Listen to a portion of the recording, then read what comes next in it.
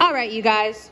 I got Axel out here and Nova. Nova's working on healing. She's doing an awesome job. But this video is for Axel, okay? I want to do a video showing you guys how I handle him around these distractions, okay? I want you to really pay attention to how I speak to him and when I correct and why. I'm going to be explaining all of that, okay? So right now they're doing like not super intense stuff, but still pretty, you know, high energy, and he's just been staring at me.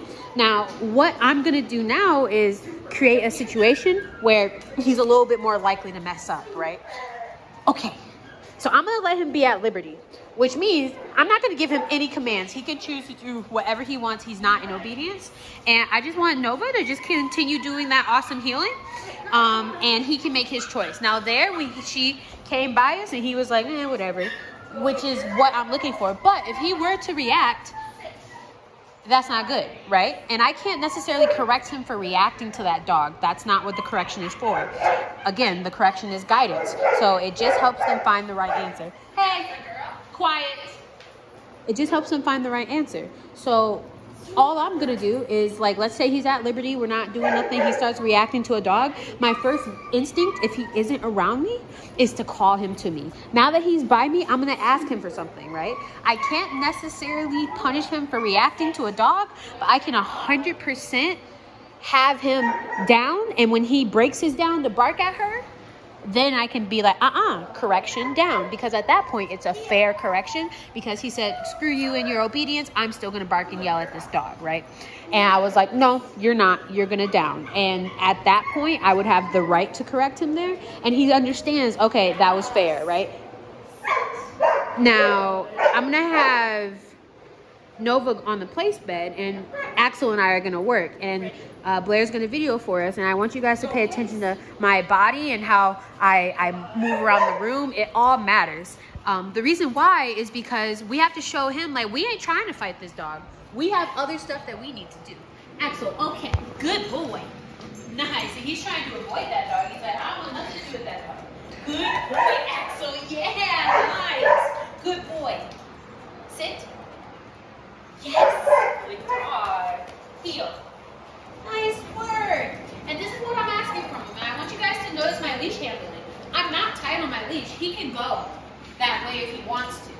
But the whole point is to show him that I'm more important than that dog. Our relationship is so much more important and valuable than whatever outside distraction is happening. Okay? And how did we build this? Well, you guys saw it through the videos, just by continuous repetition of clear communications. Dogs are pattern oriented, right? So if he doesn't have a pattern to rely on, how can he trust us? So what we've done here is we've created a system. Axel. Wow, good boy. Okay. You're nice. Sit. Yes. Good girl, Nova. We've created a system where he understands, okay, Axel's a command. They need my attention, right? Something that's going to come next is something I need to listen to. So Axel and then a command, right? And he's starting to really understand that it doesn't matter what's happening. These rules are still the same. So we created this by following through always. Okay, good boy. And right there, I gave him the fair chance. We are facing directly towards this dog, and he chose to sit and just stare at me. Good boy, Axel. Now, I'm gonna get down here on the ground to see maybe if he thinks, okay, cuddle time. Let's see if I can get a little angry at this dog, right? And if he doesn't, great. But if he does, I want to show you guys how I handle that, right? Now, here, we can talk about his nipping. You see how he's nipping me a little bit here? Just a little bit. Little nibbles. Yeah, and I was literally about to say, because I don't want him to do that. But he, on his own, stops nipping me right as I was about to tell you guys what I was going to do. So, there's a lot of intention behind what we say to our dogs, and they know. So if you aren't serious about making them sit, making them down, if you aren't, like, fully committed, okay, I want to talk about it. He just violated my rules. I'm going to get up. You just knocked on my hand. I don't want you to do that. Come here. Sit. Now we have to go back to obedience. You violated my rules. Right? And in a second here, I'll go back to petting on him. He's doing a good job. This is a dog he doesn't know.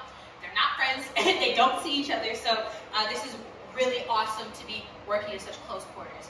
Now he's somewhere. I said, okay, good boy. But guess what? I'm not going to get back on the ground. You violated that. You ruined it. I'm not doing it anymore. Privileges revoked. Exactly. good boy. And so now I'm just gonna stand here, right? But these are the little things that you guys are gonna have to understand, right? The how to handle when he goes red zone. There is no what should I do, right? You can't ask that question. You guys have to know what to do, and that's what I'm here to teach you.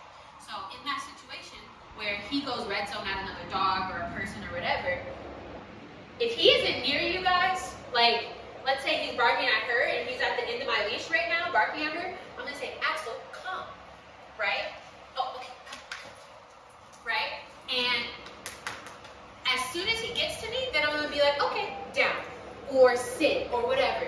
But I'm gonna use the tools that the obedience have given us in our tool belt to show him that that dog barking at him or running the fence doesn't matter, right? Good boy, Axel. He's being so neutral and calm right now. But it's because we've done this a lot of times with multiple different dogs. Yes. And he understands, like, right, when I'm handled by Autumn, I don't get to yell at other dogs. But he doesn't understand that with you guys. So when you guys come for a lesson, he's gonna flip back a couple pages and be like, okay, this is how I act with mom and dad, right? And at your lesson, the goal of that is to teach him, like, no, cross all those rules out. You need to rewrite them. Mom and dad know the system as well, right? And so that's what we're going to be showing you guys, but I'm just kind of spoon-feeding it to you in every video. So here, right, same situation, I would call for obedience. And then if he doesn't listen, I would correct him and make him do it, right? And now that he's done it, he's back to being a good boy. That's how our system works as he understands it. So he starts to realize, okay, the path of least resistance is to just listen to the human talking to me, right? Dogs are opportunistic cheaters. They will always pick the path of least resistance, right? So if it's easier to bypass you guys and bark at that dog and not heal, then they will always choose that. But if it's worth their while to listen to you and heal because you've shown them through your leash and your e-collar and your voice and working with him that, hey, these other variables don't matter, you still need to heal, then he'll be like, the path of least resistance is to listen. Okay, well, I guess I'll just listen. And that's how we get a dog that's on our team like he is now. So, anyways, you guys, that concludes my working around distraction video. I hope you enjoyed the video. If you have any questions, please feel free to ask. I'll happily make you guys another video before your lesson here. So, we will see you guys soon, and bye. Good girl, Nova.